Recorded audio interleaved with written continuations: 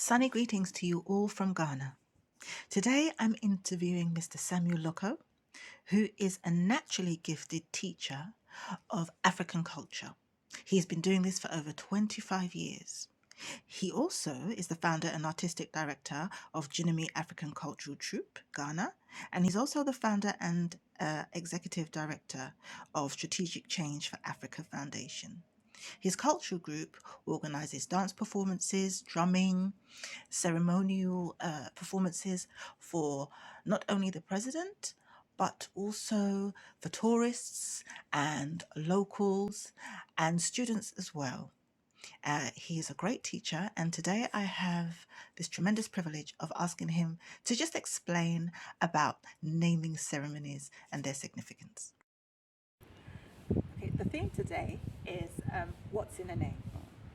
And so I'm here to ask you some questions on the significance of what's in an African name, the naming ceremony, why it's done, the importance of it in African tradition. So, can you please explain about naming ceremonies and why they're important? Thank you, Madam Diana. I think African particular, we have names and their meaning, their significance to the person or the town. You get me? Now, let me start this way. In African naming ceremony, we believe that Chedian Kwame, as God, gave children us. But in order not to go through him or go to him direct, there's a saying that if you want to speak to God, speak through the air. So we have an intermediary, and these are the smaller gods. Okay, these are the smaller gods. I will bring in this as we proceed. Why I mentioned the smaller gods. Okay, fine. Now, the day that the baby will be born, that very day that the baby will be born. I want to ask to have the names first before I'll move on to the naming ceremony and the significance of it. So I'll talk about the name and the significance of the name.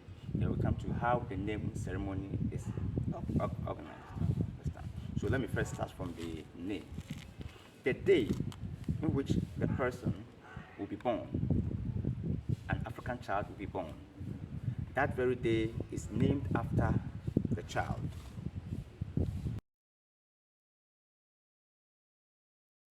The tribes in Ghana name their children after the days of the week. So, for Sunday, for boy, we have Kwesi, and for girl, we have Essie or Akosua, and it means the universe. Then we have Monday, Kojo or Ajua, and this is associated with peace. For a boy, on Tuesday, we have Kwabena or Kobe. Girl is Abena, and it's associated with the ocean. Wednesday, we have Kweku or Kwiku, and we have Akua for a girl, and it's associated with spider and Nancy.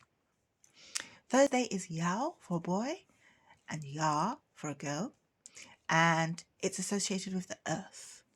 And Friday is Kofi for a boy, Afia or Afua for a girl, and it means fertility. And Saturday is Kwame. For a girl, it's Ama, and it's associated with God. A typical Ghanaian understand that these are the name. The moment you mention your name, the person knows when you were born, the day in which you were born. Now, let's move on to some of the event or situation that surrounds the name. Sometimes you hear someone called Kojo Bosomtwe. Now, we all know that Kojo is a Monday born. So now, the moment Kojo is mentioned, excuse me, the moment Kojo is mentioned, we know that Kojo is Monday born. So now, when you say Kojo Bosomtwe, maybe on that very day, the mother was seeking or searching for a male child within her children, and the woman went to a fetish priest to seek for a child. Right. Okay. Then, if the belief is that if the fetish priest is able to, organize some concoction for the woman to drink, and the woman happens to, deliver or be able to give birth, that child is named after the gods. Okay. So we have a lake here called Lake Bosomtwin. So that Lake Bosomtwin, or we have another river which called Pra. We have River Pra. So they named the child after the gods that they believe gave them that child. For you to know that, okay, this child was born on Monday, and also the mother went to seek for him from the lake Bosomtwin. So we have Kojo Bosomtwin. Right. I hope you get it. So immediately once you hear the name of a person, Yeah. you understand not just the day that they were born, but you understand the circumstances. The circumstances very good, surrounding them very good. So, and all of these are unique. Yeah. All of these are very, very unique. Yeah. Okay. Yeah. And as I was saying, we also have names that are given or are named after our ancestors to be able to trace your lineage. Right. Okay. Right. Now, based on their good deeds, okay, these are those who are dead and gone, and we have those who are living. I, for instance, as I have living, I have been named after a lady because the father found out that I have a good character for that. So he called me and told me that, Mr. Lokko, please, I want to name you after my daughter. So now that the lady is called, 6 years now, called Lokko. Lokko is my surname. Okay. Okay. So those living, leading a good life. Now this helps, the importance of this is that it helps the person to keep on doing good. Yes. Whilst living. That's the purpose. To The encourage. purpose. Yeah, people goodness. to do good. Yeah. Then we have those who are dead. Since they don't want their name to be wiped out, To continue living. so they will use their name for their children. Yes. Okay, so some will be called Mame, means that is the mother of that man or the woman. If the woman is called Mame or Mame Ekuya Bosompra, so that name will be used for the child. So we say the child is having or using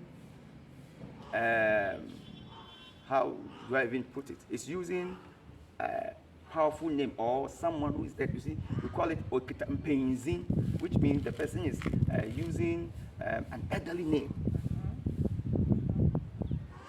How we get it? Yeah. So our names are very, very important to us, and we don't just name them, we name them based on the circumstance and also the day in which the child was born. Now we have a situation whereby the mother goes through pains before giving birth. The mother went through pain. Now that child is called Abebrese. Abebrese. Suffering is Ebre. Brese. Okay. The mother went through pain before giving birth to that child, Abebrese, and it has its bad side. Okay, the bad side, that is the spiritual connotation to that. Right. Okay, the child is in fact this child Abebrese will be coming to, the child will suffer because of the name given to it, because the mother, the child was coming from what do you call it, as given in the form of the birth. The child went through a lot of pain. The mother went through struggling. So that thing, that situation, or that circumstance will be used to name after the child. And you see, the thing will be following the child. That is our belief, and it's true. Most of the children, or most of the Africans who are going through suffering, most of them carry carry or that name. such So, names. so, are you saying that there's no way to change that destiny because it's just the God ordained that child to come into the world through this way, and so therefore you will be named that way whether you like it or not. Yeah. This Yeah. is your destiny. This is your destiny. Yeah. And you asked the question. You think you asked the question. I want you to repeat that question. Yeah, the question was, so does that mean that you cannot change the destiny and that destiny is ordained? You can change the name. The moment you change the name, the destiny will be changed. Ah. And let's enter even into the Bible. Since I'm a minister, I just want us to add small because Alright. even Abraham was called Abram. Sarah was called Sarah. But the moment God gave them another mission, Okay. God changed Abram to Abraham. That is father of all nations. Yes. Because now I'm adding something to you. So Okay. the name depicts what you will be doing on this earth. Okay. You mentioned that in Christianity, when the name is changed, the destiny is changed. And this is significant for us because we recognize that when our ancestors were taken from the continent across the oceans, their names were changed. They no longer were allowed to keep their African names. They were given slave names. Yeah. So, by the very fact that you said this, their destiny, the fact that their name was changed, confirms that their destiny was changed. And it is true. Yes? Yeah. And so this is why we feel that it's important for us to find out where we came from, to trace our ancestry back home to Africa, so that we can retake back our original names, the names that we would have been given had we not been taken from the continent.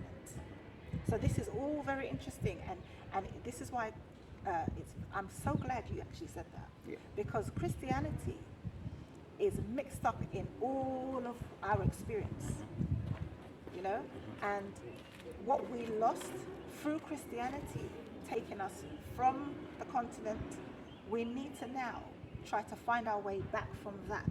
I'm not saying that all of Christianity is bad, because it isn't, but we have to, as Caribbean African people, we have to look beyond Christianity and claim back that which was lost from our culture and our traditions, because there is power in it, there is significance in it. What we have done is carried our slave names all through the generations. Very good. And so when you see the suffering of our people, it's because we have not regained what was lost. And that's why this theme is so significant and so important. So I'm so glad we're having this conversation. Okay. Now, when the day comes, on the what do you call it, the celebration, the day that the naming ceremony will be done, what happens is that both families and friends from both sides, the male and the female, will gather early in the morning. Because when the child is born, it's believed that that child hasn't become a full human being until 8th day. Okay. And I think this is also in the Bible. Right. Yeah, until the 8th day. So when the circumcision is done, if the person happens to be a male, now we wait till the 3rd month or the 8th day, then the ceremony is organized. Now on that very day, family will wear white, which shows purity, Yes, and also which is why I wear happiness. white. On that very day, both parents will dress in white. Okay, that's show one. Purity also, it also shows what you call it, victory. Okay, victory, and those who be coming, the friends, the families who be coming to support the occasion will also be wearing the same attire or white color. Okay. On that very day, there is someone that we call, there should be a spiritual person there or an elder in the family supposed to do this. Right. Okay. Now, what happens? First they will pray for the child and for the parents. After praying, and now they will take the child. The child will be given to the mother. The child will be given to the mother, and the elder, Obusuapenyin, that's what we call it, Obusuapenyin, within the family, or any influential person within the community will be leading that ceremony. Okay. Now, these are the three items that are going to be brought to the ceremony. We have the in the olden days they use akpateshi. Inside akpateshi is wine, hard drink, like spirits. Yes. Then we have the soft drink, like Coke, or first they were using honey, All right. or sugar. All right. Okay, they all have their significance. Okay. Then we have water. Okay, now the spirit represents the spiritual being of the person. Okay. That is the meaning of the akpateshi, the spirit. Okay, then we have the water, which represents the life. Water is life of the person. Okay, then the honey or the sugar solution. That one is the sweetness of that child's destiny. So what happens is that the leader of the ceremony will take the child from the mother. Okay, then what happens is that he will dip his hand in the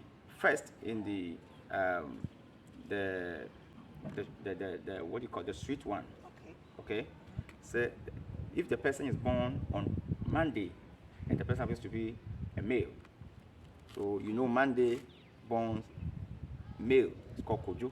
Okay. So he put his hand in it, then you say Kojo. He mentions the person's name. If it's Kojo Ababrese, Kojo Ababrese. And today on your tongue, I take this sweetness on your tongue. Whatever that you will be doing on this earth will be sweet for you. Even when challenges come, because of this sweetness, it will overcome. Ah, that's beautiful. Yes. Yes. Understand? Then you see the child will be, licking or sucking. Yeah, They like the sweetness. sweetness. Then let's move on to another one. Then the water will be used first. Yes. Second. So Kojo Ababrese say in so many Kojo Ababrese, this water that I'm touching or I'm putting on your tongue, it represents life. You will overcome everything that is sickness, death, or whatever. You will overcome it until your destiny is fulfilled.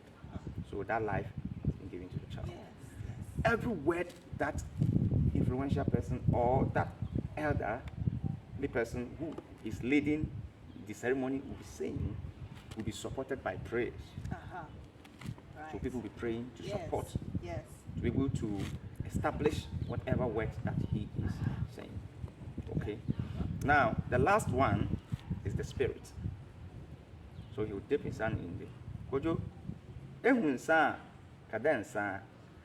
When anytime you see spirit or you see good, say it's good. If it is bad, say it's bad. This is all more about the spirit being is clean. So therefore, anytime you add lies to it, okay, when you add lies to it, it shifts the purity of your spirit being to impurity. Right. Okay. So the spirit doesn't mean the child should come and drink. Right. To become a drunkard or alcoholic. But because of Christianity, that significance was shifted. Right. That you see, most of the people drink and they are drunkards, blah blah blah blah blah. And because of that, because of how we were named, the process, that alcohol that was used to name the child is what making that person becoming a drunkard. Meanwhile, it is not so.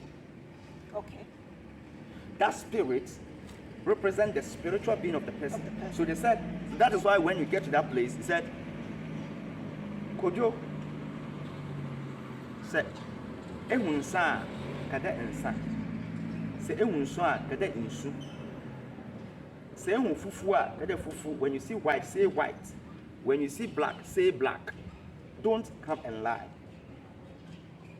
to destroy your personality. Yes. Because the family also respects anything good or expect anything good in the family. They don't want anything, any abomination in the family because of the tongue. You see, the tongue is very powerful. There is so much more to be said in this topic and in this video, but because of time, I will just leave you with my final thoughts. You can catch the full version on our website in a few days. Thank you so much. You're welcome. Thank you so much for this talk.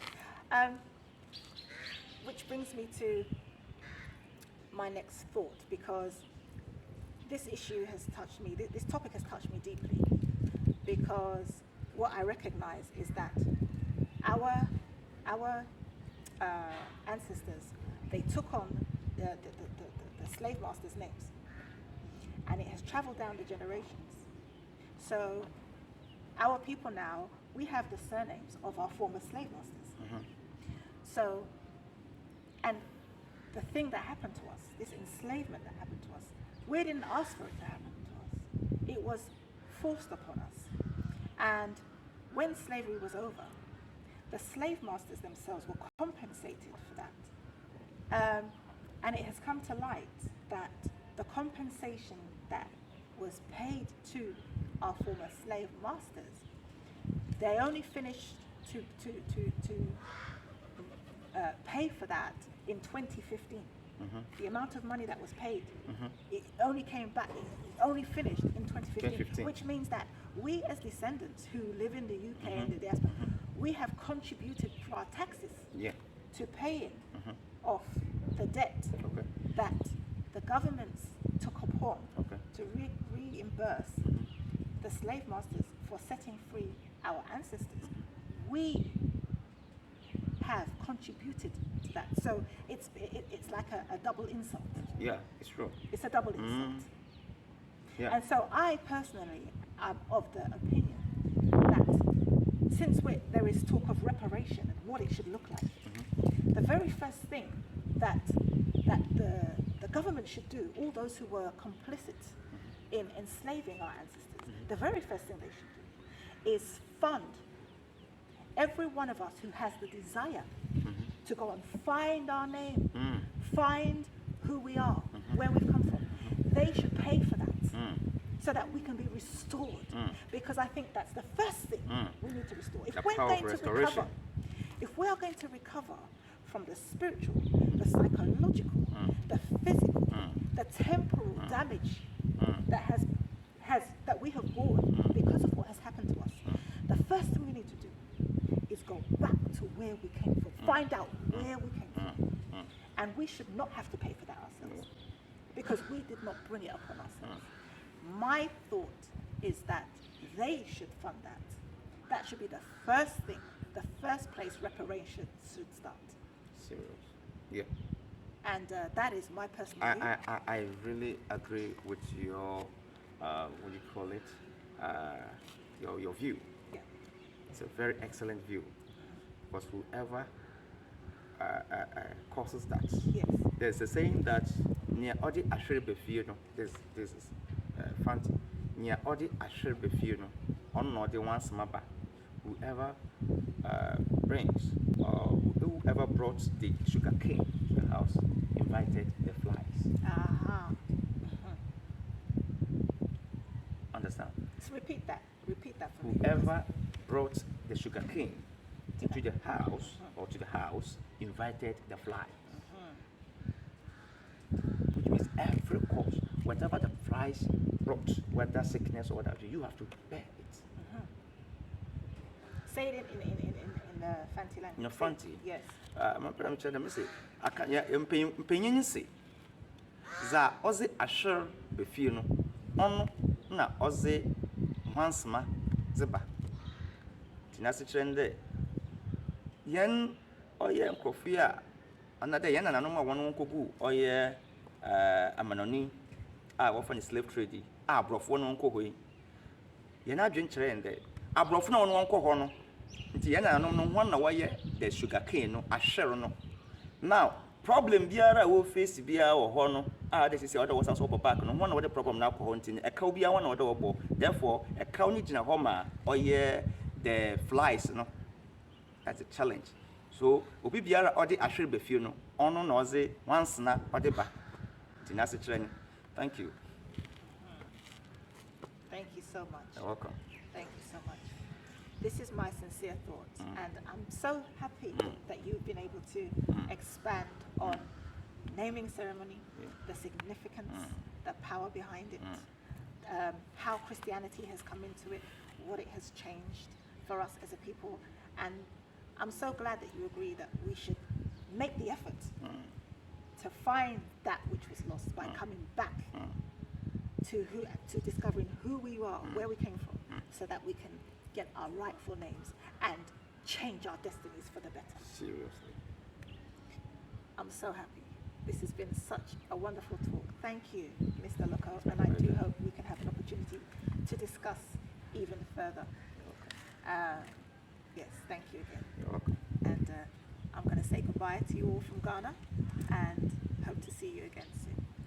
Bye-bye. Bye.